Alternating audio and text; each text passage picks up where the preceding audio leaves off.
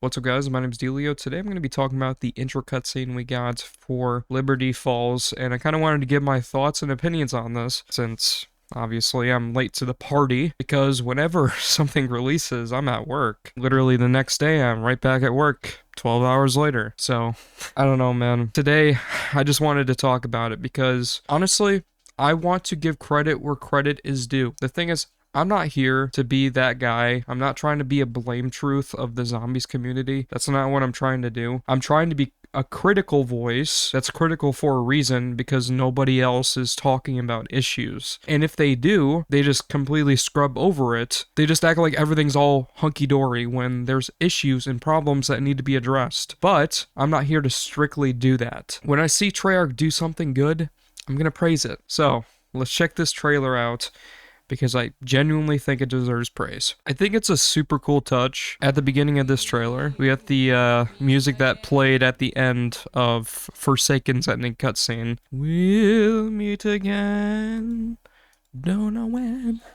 Don't know where. Anyway, this whole intro sequence takes place in sort of like a flashback of sorts to when Richtofen and his family, unfortunately, his wife and kid lost their lives in a house fire set off by Weaver. And so Richtofen is essentially having a nightmare flashback. And I love how it transitions into basically the radio playing that song as well. So then, as you can see, this is also kind of like, I believe this is also a reference to the picture we saw at the end of Forsaken on his desk in a picnic or something. So there's him and his wife and kid, Samuel. He basically just gets up and then he goes to get her sweater, but then he starts having seemingly kind of like a heart attack. He was like holding his hand over his chest. And since this is a nightmare, none of this is actually happening. It's just a flashback. But basically, fire's just completely engulfing them. He's trying to get them to move. Got the super creepy sort of like horror movie smile right there. And then we got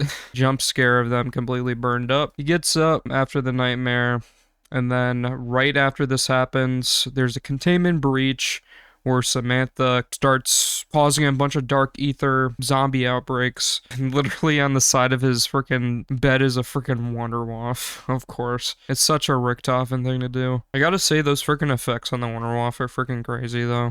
Secure the command post. Call in response teams. Get Liberty Falls locked down. Copy? Copy. Everyone's saying that he kind of has like an American accent. I don't think so. I just think his German accent is a little bit more subtle. It's not as intense as it usually is, since he's been in America for a very long time, so your accent kind of wanes a little bit, but he still has it, especially going down in this scene. Interesting thing about this whole sort of staircase, it reminds me of Kino der Toten a little bit. Like, just the aesthetic of it. That worn out sort of like those two staircases on the sides. I don't know. I don't think that's what this is at all, but it just looks pretty similar. We have a dinosaur right there too. Then this is probably one of the coolest sort of like action sequences in Zombies history.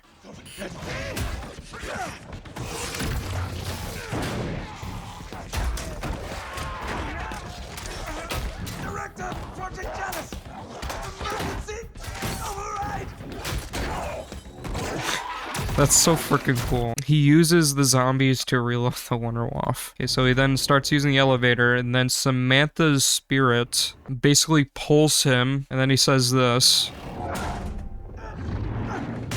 swear to you, Sam, you'll never be free. I swear to you, Sam, you'll never be free. And in the background, you hear Samantha's rest. This is the object that the Forsaken got trapped in at the end of Forsaken. So you can tell that this is obviously taking inspiration from Grog Crovey with that sort of Sophia drone. But Edward, I already am. And there we go. As you can see, she's basically taking control of this object. And apparently in the game files, there's a SAM AI that you can do challenges with. So it's very similar to the Sophia drone that we had in Grog Crovey. I think that's pretty freaking cool. And since Samantha seems to be taking a big part of this map, I have a couple things that I think is going to happen And I think this is one of those things that Treyarch has been sort of like, I guess, listening to us about, making zombies feel like zombies a little bit more again. I have a suspicion that the announcer of this game is going to be Samantha. We're probably going to be hearing the classic insta-kill double points voice lines that we heard in the past. And I think that's pretty freaking cool. I think that's cool. We aren't hearing those voice lines. There's going to be a new variation of her announcer quotes. Because I'm pretty sure she's going to be the announcer in this game. I'm all for that, bro. I want zombies to feel like zombies. And I hope that that's the case. But what this gives me vibes of, just in general, is this sort of dynamic that we haven't really seen very much since Black Ops 1. The sort of like Richtofen versus Samantha sort of like thing, where of course at the end of BO1, Richtofen completed his grand scheme. He took over, they swapped souls, he took control of the zombies, and then obviously Black Ops 2 happens. Kind of get that rivalry again, and that's something that I miss so much. And small things like this come a big way in terms of story. When you have characters that you actually care about, actually going through processes and going through things that are interesting, you get more invested in the story. And you get all the references with music and just... This is the best trailer Treyarch has released in a long time. And I just wanted to make this video. Even though I'm late, I just have to give credit where credit is due. It's one of the best zombie cinematics you ever had. And massive shout out to Treyarch for all this stuff. Richtofen's looking pretty...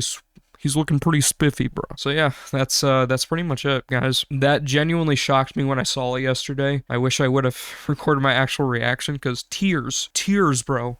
There were tears down the eye. But hope you all enjoyed this video. If you guys did and want to see some other stuff, drop a like. Subscribe to this channel as well as COD Zombies Archive, COD Zombies Nostalgia. As always, I want to thank you guys so much for watching. Hope you all have a wonderful day.